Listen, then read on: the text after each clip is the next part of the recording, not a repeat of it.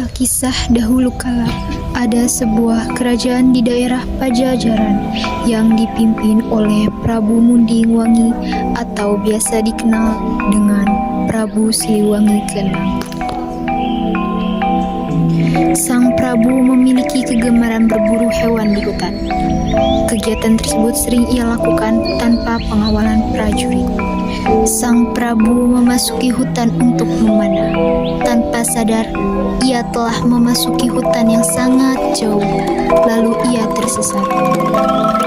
Sang Prabu akhirnya merasa putus asa dengan keadaannya. Lalu ia memutuskan beristirahat sejenak.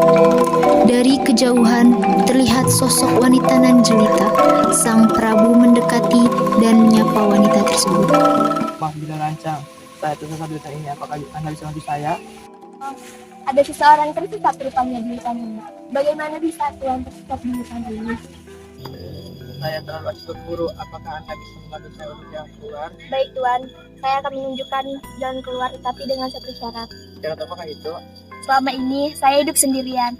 Apakah Tuhan bisa menemani saya untuk beberapa saat? Prabu merasa sangat tidak keberatan. Diajaklah ia ke rumah wanita tersebut.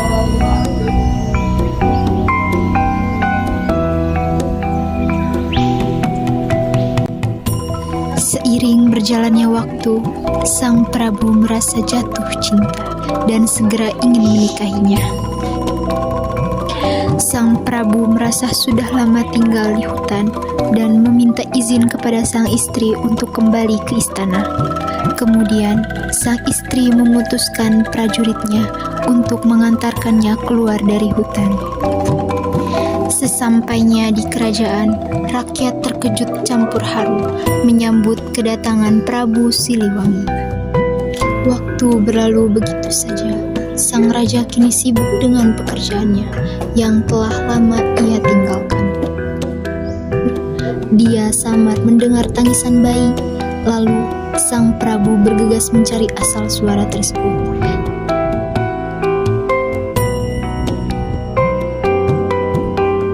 Tiba-tiba ada sinar terang yang muncul seorang yang tak asing.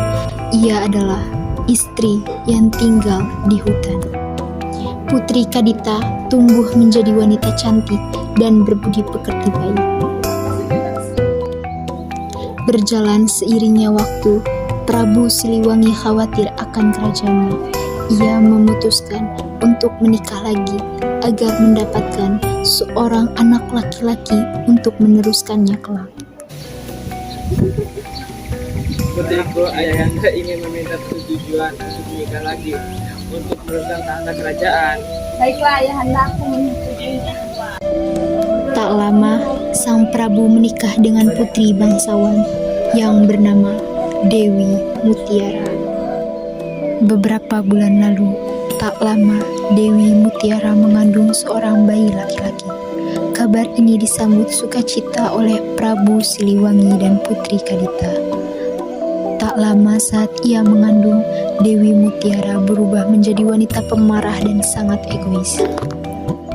Kakanda, aku ingin Putri Kadita pergi dari sana ini. Ya, saya tidak bisa memikirkan saya.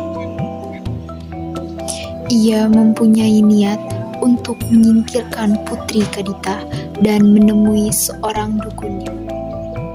Saat sang Putri Kadita sedang tertidur, muncul asap tebal berbau busuk yang menyelimutinya. Namun, Putri Kadita tidak menyadarinya. Saat sang Putri Kadita terbangun, ia sangat terkejut dengan tubuhnya yang sangat menyeramkan. Seluruh tabib dari penjuru negeri sudah didatangkan, tetapi tak ada satupun yang bisa mengobatinya. Pada saat itulah Dewi Mutiara mempunyai niat jahat.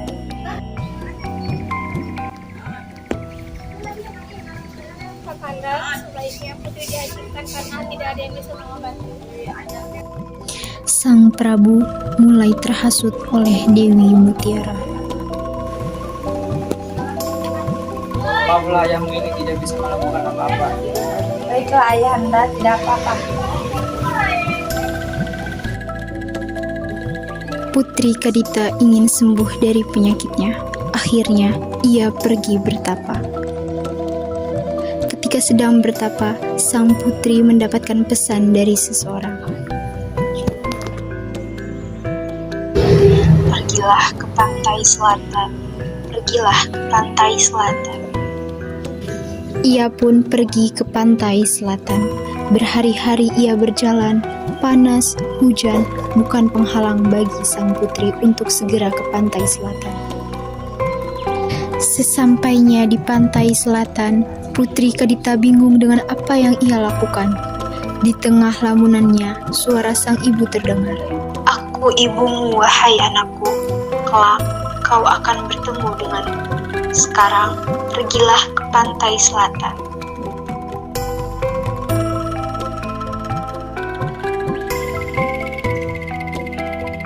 Masuklah ke dalam laut dan menyatulah dengan alam sekitar.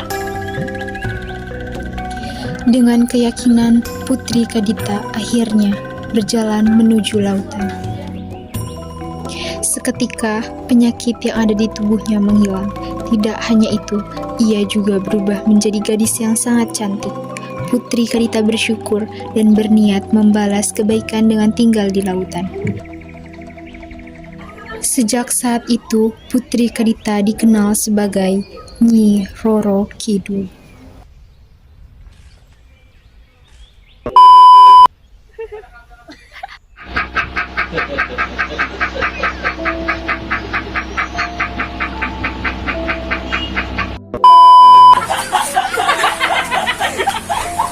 Bocah, ngapa ya? Bocah ngapa ya?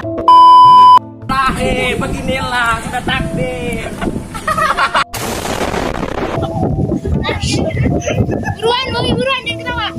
1, 2, 3. Woi! Tahu.